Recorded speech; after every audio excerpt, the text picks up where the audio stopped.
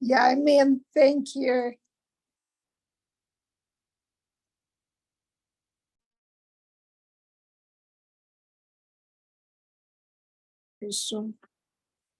Yeah, sorry about it.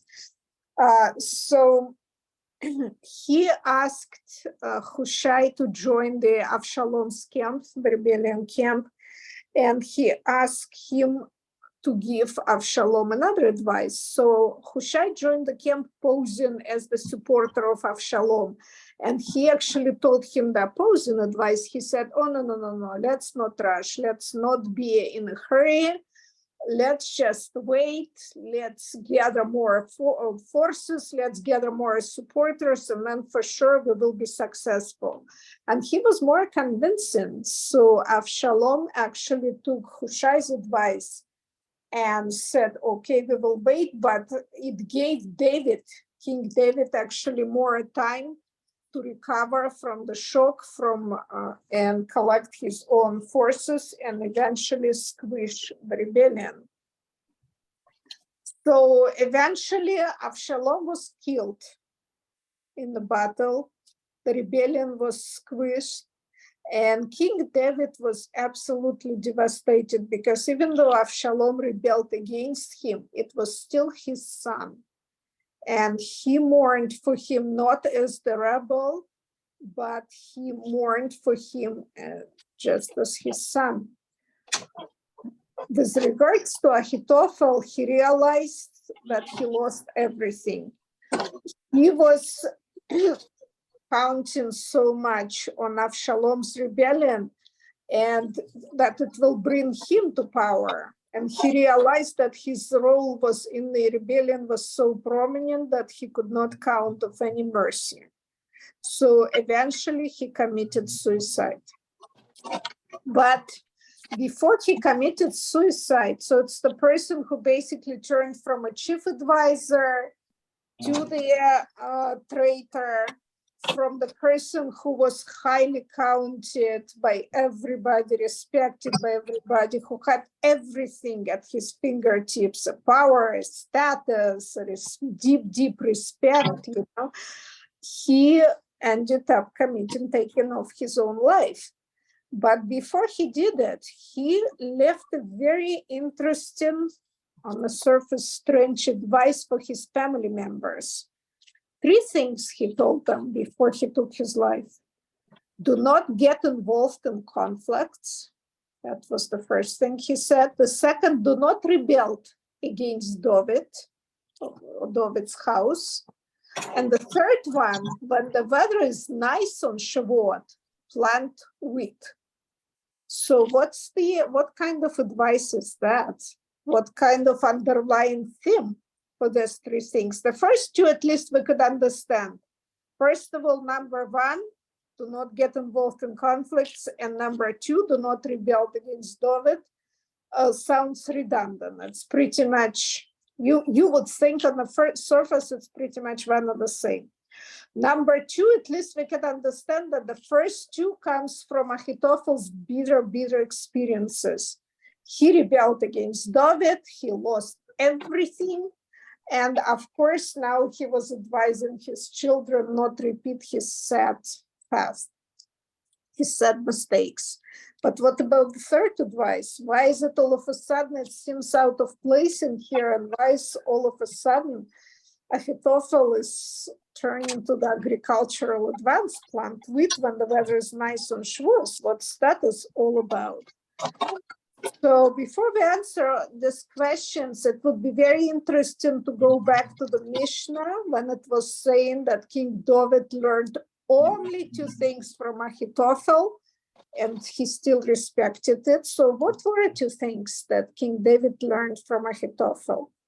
So the one was related to how King David walked to the house of study. King David not only repented everything, all his mistakes, everything that he has done wrong during his life, but he was also known to study Torah all his life. He had a harp, the famous David's harp on his wall, and he would go to sleep, and at midnight the wind will blow through the window. He would leave the window open and the wind would blow through the window and play that harp. And that harp music, the music from the harp would wake King David up, and he would get up and he would study till the morning. And in the morning, as a king with his royal stature, his royal robes, he would walk in the house of study. And Ahithophel saw how he's walking with the upright stature as a king to the house of study, and he gave David an advice: walk with humility. You're going to the house of study, you're going to study Torah, walk more humbly with humility. And what was the second advice? David studied alone. And when Ahithophel saw it, he told him, do not learn alone. Get yourself a partner to learn with. And for these two advices, King David continued to respect Ahithophel, even though he ended up to be a traitor who rebelled against him. So the final words that Ahithophel shared with his family, the advice that he left for his family, is actually pretty much sums up the story of his life.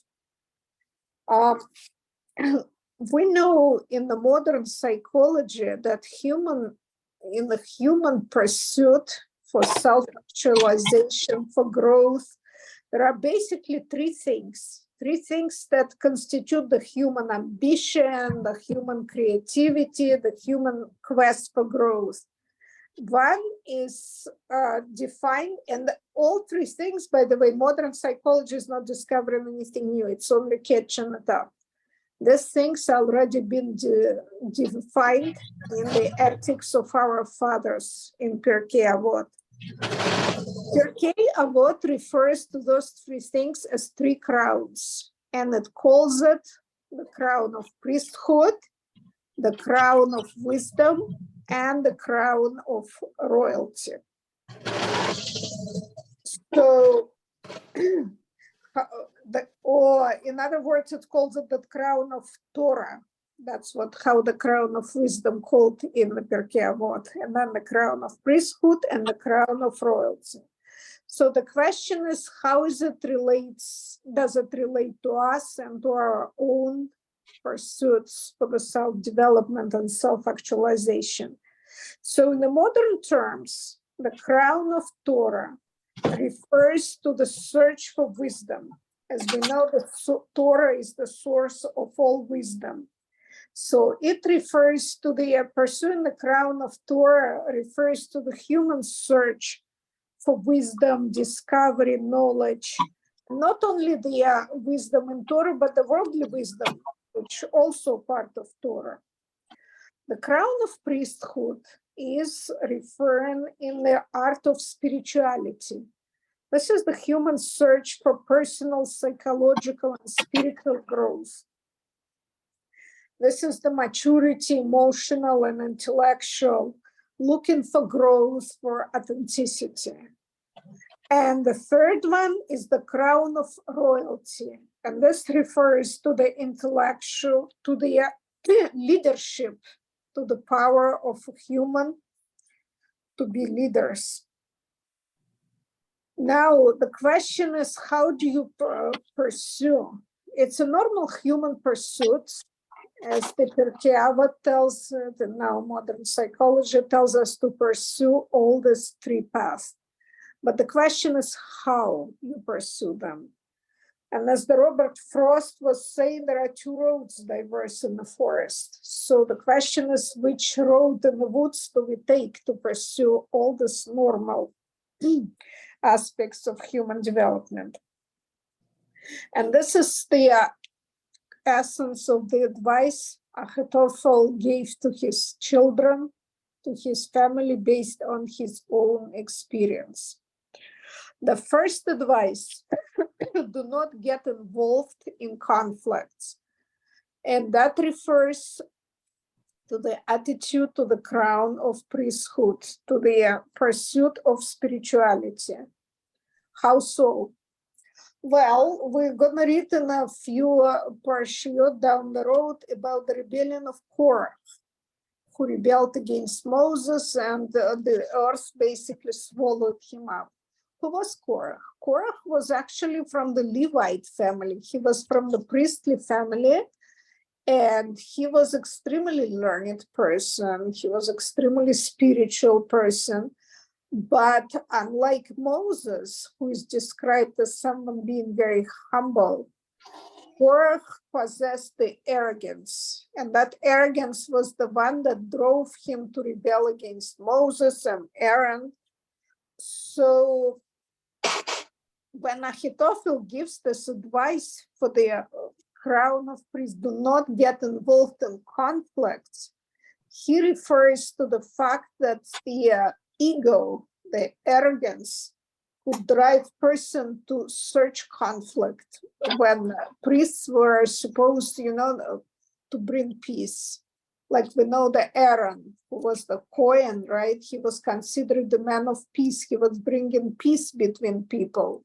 Meanwhile, Korah brought conflict to the community. So sometimes when people become spiritual or learned and involved in spiritual pursuits, they start looking down at other people. They become very arrogant, and they start saying, "Oh, I'm so spiritual, and you are not spiritual. You are nothing, And of course, it leads nothing but conflict. And this is first thing Ahithophel is warning his family about. Spirituality should lead people to appreciate, respect other people rather than seek conflict, which is obviously a sign of arrogance. The second advice he's given, do not rebel against David, against King David. And that advice refers to the pursuit of the crown of leadership, of the leader, being an influencer. What's one of the things that was distinguishing King David from King Saul, for example, was that David was able to admit his mistake. And that's a very, very important quality for the leader, for the influencer. If you look at King Saul, he lost his kingship for the less sins that David committed. David committed quite a few sins, and it seemed much graver sins. And yet, Saul never repented. He became defensive. He didn't admit that he did something wrong. Meanwhile, King David remained repentant. He admitted his mistakes right away when confronted, and he remained repentant throughout his own life. In fact, if we read the Psalms, the book of Tehillim, we could see how many times he repeats that he sinned and he regrets it. So one of the very, very important, that's what Ahithophel is telling to his family, that be like David. Meaning that when you're a leader, when you're an influencer, one of the very, very important qualities will be ability to admit your mistakes. Obviously, nobody will be free of mistakes, and the ability to be humble and to admit it is another extremely important quality. And what's about the third advice? That seems to be quite out of place, the agricultural advice, or so it seems, of planting wheat when the weather is nice on Shavuot. Well, turns out that is not an agricultural advice, as you could guess, and that refers to the third one, to the crown of Torah, to the crown of wisdom. We are just 1 week from the holiday of Shavuot, the holiday when we commemorate the fact that Jewish people received the Torah, and in fact, we don't commemorate it. We actually do receive the Torah. We treat it like we were in Mount Sinai, and we're all here again receiving the Torah anew. And not just receiving it, but accepting the Torah. And that's what this advice is actually referring to. He says plant wheat. in the olden times, the wheat was the food for human beings. The barley was the animal feed, actually. Things have changed now with the dietary laws, but this is at the times of Ahitophel. The wheat was the finest of food. And that's what he's talking about. When the weather is nice on Shavuos, plant wheat. He's using it as a metaphor to say that when you're just received the Torah, when the excitement is still in, when we all have the wonderful taste of ice cream and cheesecake still in our mouths, and the warmth of the holiday-related gathering at the shul, at our family tables, we have to make sure that that excitement actually we plant it, and the fruits of this excitement come up and result in the growth of good deeds. So we actually internalize the value, that we actually align our life with the Torah values. And all these things, Ahitophel obviously learned the hard way. He saw how the ego, how he was not able, despite all his wisdom, despite all his learning, he wasn't able to internalize the values of humility, the values of ability to admit your own mistake, of respect other human beings, and the internalizing the Torah values to put his own ego away. He saw how for him the ego became his own downfall, and he obviously wanted to influence his family to avoid the same trap. And that brings us to another interesting thing. We noticed at the start of the class that Mishnah notes that King David learned only 2 things from Ahitophel.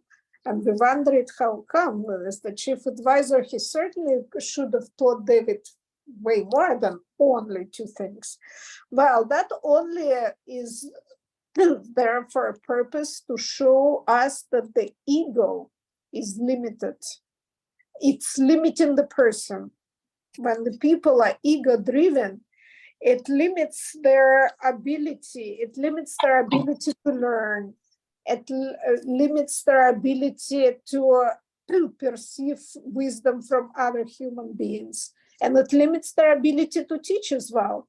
That's why, despite all his wisdom, Ahitophel was only able to teach King David only 2 things, because his own ego was limiting him from passing his wisdom, his knowledge to King David and to others as well.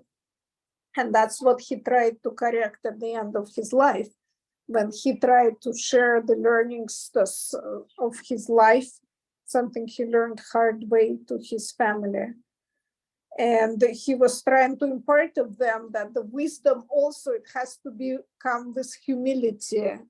Even the Torah wisdom, we learn, again, Pirkei Avot teaches us many times, it has to come with humility, and humility also understands the open-mindedness. So it's not just, I know everything and there is nothing you could teach me. I know something and you know something and someone else knows, and we should be open-minded. And the same goes for other pursuits, the pursuit of spirituality or the pursuit of being an influencer, being a leader as well. So may we all internalize those lessons and not have an ego, not to fall into the trap of ego, not to let ego to stand on our way. And may we all have a wonderful, fantastic, and meaningful Shavuot. Amen. Thank you, Eugenia. You're very welcome. Anybody wants to add something?